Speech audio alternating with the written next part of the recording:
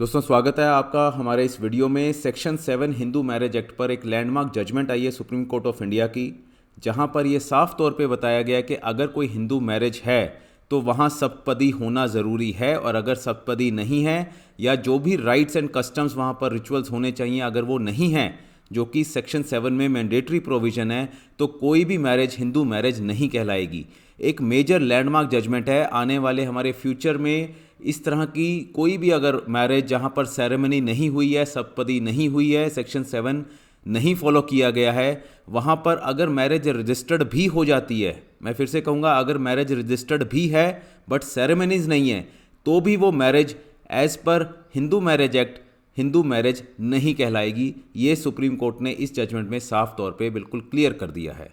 तो बहुत सारे लोगों ने, कई बार देखा जाता है कि वीज़ा के लिए या फ़ॉरेन जाने के लिए अपनी प्रोसेसिंग टाइम सेव करने के लिए पहले एक रजिस्टर्ड मैरिज कर लेते हैं, और उसके बाद उनका ये विचार होता है कि वो फ्यूचर में जाकर एक अपनी जो सेरिमोनियल जो भी रिचुअल्स हैं, सप्तपदी का है या कोई भी किसी भी तरह का रिचुअल है, वो बाद में करेंगे। तो सुप्रीम कोर्ट ने बोला है कि इस तरह की मैरिज जो है इनवैलिड है as per Hindu marriage act, और उस तरह की मैरिज को कहीं भी कोई भी सैंक्टिटी नहीं दी जा सकती। तो क्या है ये जजमेंट, कौन कौन सी जजमेंट्स का इसमें रेफरेंस दिया गया है, क्या इसमें फैक्ट्स से क्या सुप्रीम कोर्ट ने कहा है, अगर आप इससे रिलेटेड कोई भी किसी भी तरह की लिटिगेशन फेस कर रहे हैं या फिर कोई भी इस तरह के मैरिटल रिलेशन में हैं जहां पर आपको लगता है कि वो मैरिज है बट अदरवाइज़ कोई भी प्रूफ नहीं है कि वहां पर सप्तपदी हुई है, या फिर मैरिज के रिचुअल्स जो होने चाहिए मैरिज सेरेमनी के अगर वो नहीं हुए हैं, तो आपकी जो मैरिज जिसे आप मैरिज सोच रहे हैं वो मैरिज नहीं है as per Hindu marriage act. क्या है इस केस के बारे में यहाँ पर हम डिस्कस करते हैं। डॉली रानी वर्सेस मनीष कुमार चंचल, अभी रीसेंट डिसीजन आया है 19 अप्रैल 2024 में, जहाँ पर सुप्रीम कोर्ट ने बोला है कि without performing ceremonies as per section 7 of Hindu marriage act there can never be any valid Hindu marriage. बिना सेक्शन 7 के जो सेरेमनीज है उनको परफॉर्म किए बिना कोई भी मैरिज जो है हिंदू मैरिज वैलिड नहीं कहलाएगी in the eyes of law, even if any marriage certificate has been issued by the competent authority। अगर वहाँ मैरिज रजिस्टर्ड भी करवाई है आपने, सेक्शन 8 हिंदू मैरिज एक्ट में मैरिज जो है रजिस्टर्ड होती है, अगर वो मैरिज सर्टिफिकेट भी है आपके पास बट सेरेमनीज का कोई प्रूफ नहीं है, तो वो मैरिज जो है इनवैलिड है as per Hindu marriage act. Facts की अगर बात करें तो वहाँ पिटिशनर डोले रानी और रिस्पोंडेंट जो थे वो ट्रेंड कमर्शियल पायलट्स थे। Parties were engaged to be married on 7/3/2021, 7 मार्च 2021 को उनकी एंगेजमेंट हुई कि वो फ्यूचर में शादी करेंगे। The petitioner and respondent claimed to have solemnise their marriage on 7/7/21, 7 जुलाई 2021 को ऐसा क्लेम किया कि उन्होंने अपनी मैरिज जो है सोलमनाइज कर ली है। उन्होंने एक मैरिज सर्टिफिकेट लिया, वैदिक जल कल्याण समिति से एक मैरिज सर्टिफिकेट लिया। Based on this certificate they obtained a certificate of registration of marriage under the Uttar Pradesh marriage registration rules 2017। तो उत्तर प्रदेश के जो भी रूल्स रहे होंगे मैरिज रजिस्ट्रेशन से रिलेटेड, उसके अंडर उन्होंने सर्टिफिकेट भी ले लिया और अपनी मैरिज को रजिस्टर करवा लिया कि उनकी मैरिज जो है 7/7/2021 को हुई है। The respective families of the parties fix the date for performing the marriage ceremony as per Hindu rites and customs on 25/10/2022। उन्होंने विचार किया दोनों फैमिलीज़ ने कि 25 अक्टूबर 2022 को जो भी मैरिज की सेरेमनीज वगैरह है as per our Hindu rights and customs हम वो परफॉर्म करेंगे। इस बीच पिटिशनर और रिस्पोंडेंट अलग अलग रह ही रहे थे, उनके बीच में डिफरेंसेस आ जाते हैं जिसकी वजह से काफ़ी प्रॉब्लम क्रिएट हो जाती है। अकॉर्डिंग टू द पिटिशनर, जो डोली रानी है वहाँ पर पिटिशनर लेडी, उसने क्या कहा कि there was a demand of dowry made by the respondent's family, के रिस्पोंडेंट की फैमिली जो कि आप कह लीजिए मेल है, हस्बैंड है, वुड बी हस्बैंड है, उनकी फैमिली की तरफ से डाउरी की डिमांड की गई है। तो इस तरह के डिफरेंसेस जो है उन दोनों के बीच में आ जाते हैं। दोनों ने एक दूसरे के खिलाफ केस फाइल कर दिए। 17/11/2022 को पिटिशनर जो डोली रानी हैं उन्होंने फाइल करवा दी FIR under section 498A 2420 506 509 34 IPC section 3 और 4 DP act dowry prohibition act against the respondent और उसकी पूरी फैमिली के अगेंस्ट के उन्होंने हरासमेंट की। 13 मार्च 2023 को रिस्पोंडेंट जो था अप्रोच करता है प्रिंसिपल जज फैमिली कोर्ट मुजफ्फरपुर बिहार में, पिटिशन फाइल कर देता है कि उसे डिवोर्स दे दिया जाए, क्रुएलिटी वगैरह या जो भी ग्राउंड्स रहे होंगे 13(1) IA हिंदू मैरिज एक्ट कि उसको डिवोर्स दे दे। जो हस्बैंड था उसने वहाँ पर डिवोर्स की पिटीशन फाइल कर दी। जो वाइफ थी, पिटिशनर वाइफ, वो जो थी झारखंड में रह रही थी अपने पेरेंट्स के पास, तो उसने देखा कि बिहार में क्योंकि डिवोर्स पिटीशन फाइल कर दी गई है तो उसको ट्रांसफ़र करवाने के लिए वो सुप्रीम कोर्ट पहुंचती है by way of divorce transfer petition, कि उसकी बिहार से झारखंड में पिटीशन जो है ट्रांसफ़र कर देनी चाहिए। तो इस तरह से मामला पहुंच गया सुप्रीम कोर्ट। अब जब ट्रांसफ़र पिटीशन वहाँ पर सुप्रीम कोर्ट में चल रही थी, उसकी प्रोसीडिंग्स चल रही थी, during the pendency of the transfer petition the parties have discuss the matter. Parties ने अपने आप जो भी मैटर डिस्कस किया और उन्होंने कोई एक तरह से म्यूचुअल कोई सॉल्यूशन निकाल लिया होगा एमिकेबल सेटलमेंट का।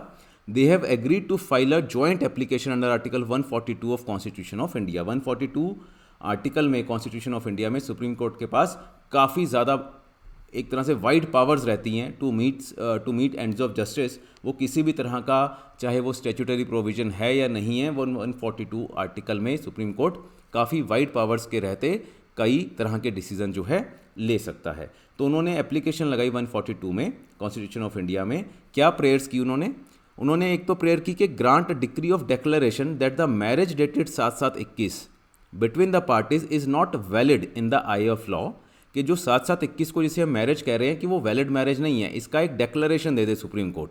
हमें डिवोर्स नहीं चाहिए, डिवोर्स तो तब होता अगर मैरिज होती, बट डिवोर्स नहीं चाहिए क्योंकि वो मैरिज है ही नहीं एज पर लॉ। तो एक तो कहते हैं कि 142 आर्टिकल में आप अपनी ज्यूरिसडिक्शन एक्सरसाइज कीजिए और ये 7/7/21 की जो भी सो कॉल्ड हमारी मैरिज है उसको डिक्लेयर कर दे कि वो नॉट वैलिड है। Consequently grant decree of declaration, तो साथ साथ ही हमें एक डिक्री ऑफ डिक्लेरेशन एक डिक्लेयर कर दिया जाए कि जो भी हमारा सर्टिफिकेट था 7/7/21 का, जो भी वहाँ पे उत्तर प्रदेश रजिस्ट्रेशन रूल्स के अकॉर्डिंग हमने लिया था, या सर्टिफिकेट जो लिया था वैदिक जल कल्याण समिति का, वो नल एंड वॉइड है, कि वो उन सर्टिफिकेट का कोई भी लीगल कॉन्सिक्वेंस ना रहे, वो नल एंड वॉइड डिक्लेयर हो जाए। तो ये दो मेन उन्होंने प्रेयर्स की, और भी की होंगी, बट मेन जो प्रेयर्स हैं वो ये है कि जो भी वो हमारा मैरिज थी उसको डिक्लेयर कर दें नल एंड वॉइड, कि वो मैरिज थी ही नहीं, और दूसरा सर्टिफिकेट्स वगैरह जो है वो भी नल एंड वॉइड कर दें। कंटेंशन क्या रेज की जो पार्टीज थी, अब क्योंकि वो उन्होंने समझौता कर लिया था तो जॉइंट एप्लीकेशन उन्होंने फाइल कर दी। उन्होंने बोला कि there was no valid marriage in the eye of law. Party seek a declaration to the effect that so called marriage dated 7/7/21 was not valid in the law and therefore declaration may be granted to that effect. और उसी के चलते जो certificate हुए हैं 7/7/21 के Uttar Pradesh registration rules में या वैदिक जल कल्याण समिति के, वो भी नल एंड वॉइड डिक्लेयर कर दिए जाएं, क्योंकि हिंदू मैरिज एक्ट के अकॉर्डिंग हमारी कभी भी कोई शादी नहीं हुई है। अब यहाँ पर सुप्रीम कोर्ट ने जब ये डिटेल जजमेंट आई तो सेक्शन 7 को डेफिनेटली वहाँ पर रेफ़र करना ज़रूरी है। तो सेक्शन 7 में क्या मेन चीज़ें हैं, देखिए, सेरेमनीज़ ऑफ हिंदू मैरिज। अगर आप कोई इस तरह का देख रहे हैं तो बड़ा अच्छा आपको यहाँ पर एनालिसिस है, सुप्रीम कोर्ट ने इस जजमेंट में आप रेफ़र करेंगे, देखेंगे सेक्शन 7 को बहुत बारीकी से सुप्रीम कोर्ट ने वर्ड बाय वर्ड एनालिसिस इसका किया है। अगर आप कोई एग्ज़ाम वगैरह के लिए प्रिपेयर कर रहे हैं, वैसे आपको अंडरस्टैंडिंग चाहिए, तब भी ये जजमेंट आपके लिए काफ़ी एक तरह से बेनिफिशियल रहेगी, नेट पर ईजिली अवेलेबल है। हिंदू मैरिज एक्ट में सेक्शन 7 में बताया कि कौन सी मैरिज, जब भी हिंदू मैरिज हो तो कौन कौन सी सेरेमनीज होनी चाहिए। तो Hindu marriage act, the Hindu marriage may be solemnized, word is solemnized in accordance with customary rites and ceremonies. तो जो भी हिंदू मैरिज होगी वो सोलमनाइज कैसे होगी, जो भी कस्टमरी राइट्स हैं, सेरेमनीज हैं, किसी भी एक पार्टी के हो, वो उस तरह से सोलमनाइज की जाएगी, मीन्स परफॉर्म की जाएगी।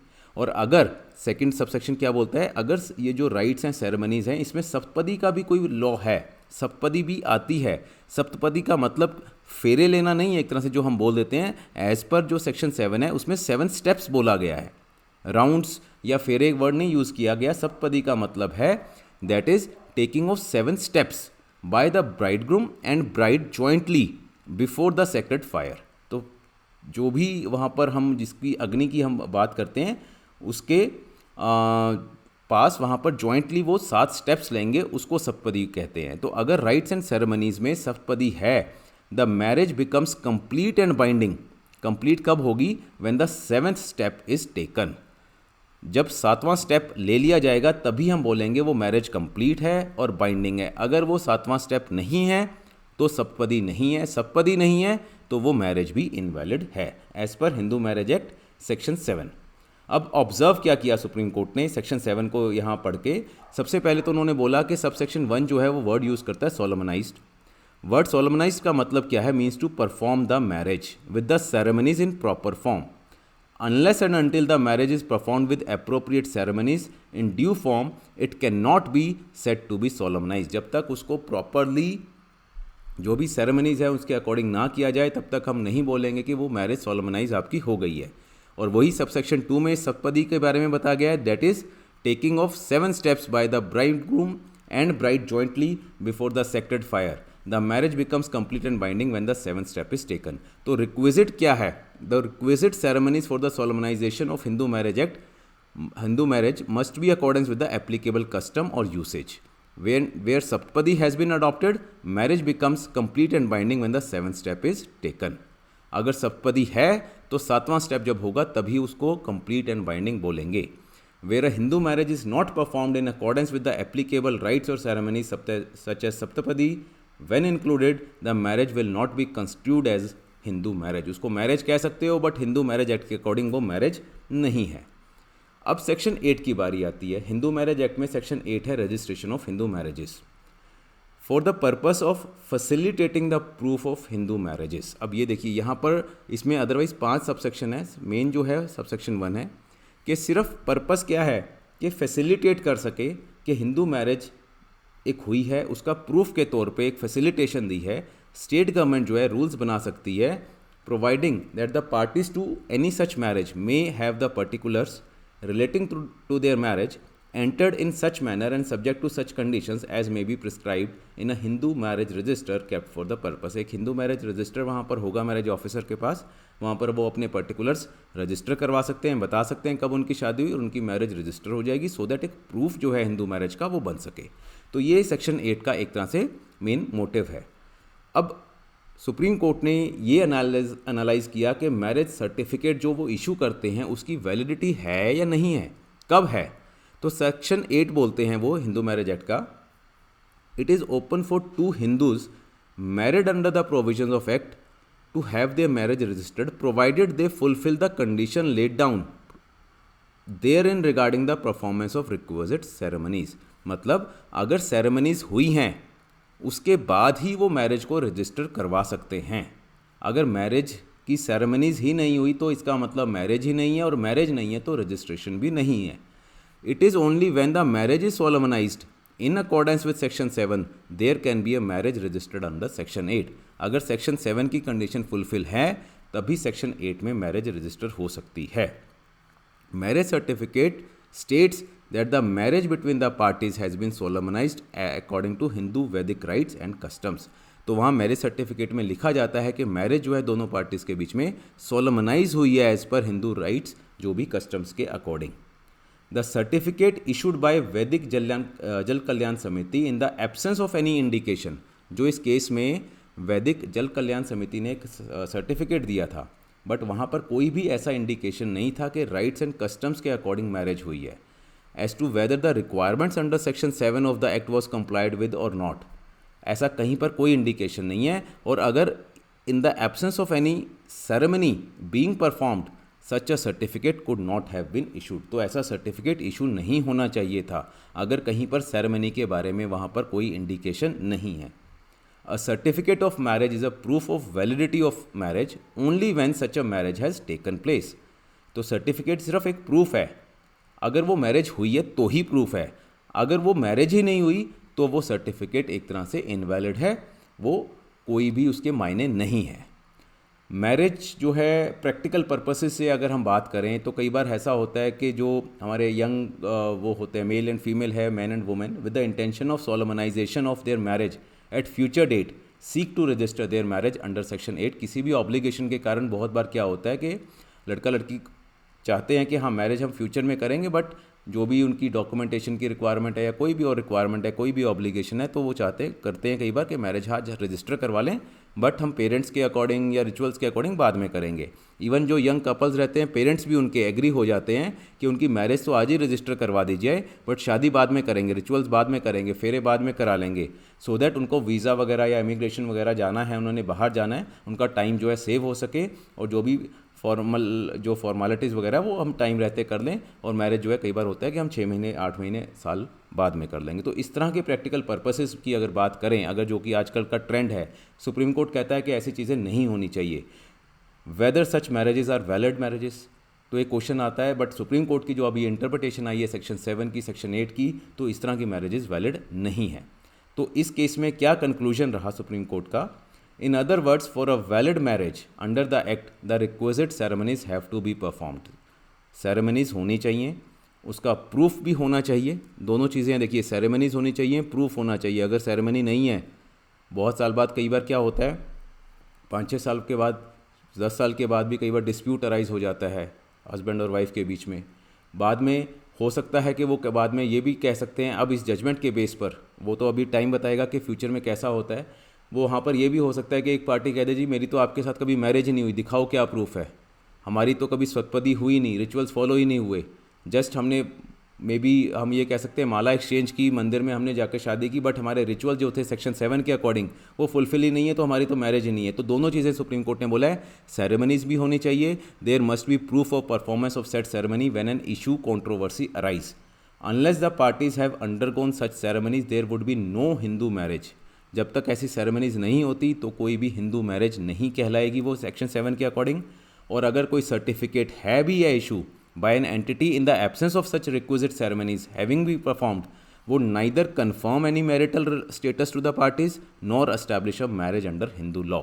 ना तो वो मैरिटल स्टेटस का कोई एविडेंस देता है अगर सर्टिफिकेट है भी है, और ना ही हिंदू मैरिज को वो एस्टैब्लिश करता है। तो क्लियर कट ये एक तरह से कंक्लूजन सुप्रीम कोर्ट ने इसमें दिया है, यही चीज़ इसमें जजमेंट में मेंशन की गई है। अब डिसीजन क्या रहा इस केस में? सुप्रीम कोर्ट ने कहा कि जितने भी पेंडिंग केसेस थे उनके बीच में एफआईआर वगैरह थी या जो भी कोई केस थे, वो सारे के सारे क्वैश कर दिए गए। मैरिज जो थी 7/7/21 की वो डिक्लेयर कर दी कि it is not a Hindu marriage as per Hindu marriage act section 7। जो सर्टिफिकेट था वैदिक जल कल्याण समिति का 7/7/21 का, उसको भी नल एंड वॉइड कर दिया। उत्तर प्रदेश रजिस्ट्रेशन रूल्स के अकॉर्डिंग जो मैरिज सर्टिफिकेट था 7/7/21 का, उसको भी नल एंड वॉइड डिक्लेयर कर दिया। तो ये एक लैंडमार्क जजमेंट है। आगे फ्यूचर में डेफिनेटली इस जजमेंट का बहुत मेजर इम्पैक्ट होने वाला है। अगर आपके पास कोई इस तरह की लिटिगेशन फेस कर रहा है, आप कर रहे हैं, या कुछ भी आपको ऐसा इसकी हेल्प मिल सकती है इस जजमेंट की, तो डेफिनेटली आप इसको यूज़ कीजिए। ये मेरा व्हाट्सएप नंबर है, टेलीग्राम नंबर है, आप इससे मुझसे जुड़ सकते हैं। अगर आपको हमारा वीडियो अच्छा लगे तो काइंडली इसे सब्सक्राइब कीजिए, चैनल को शेयर कीजिए वीडियो को, और अगर आपकी कोई क्वेरी है तो आप यहाँ पर इसमें कमेंट सेक्शन में वो हम डिस्कस कर सकते हैं। Thank you and all the best.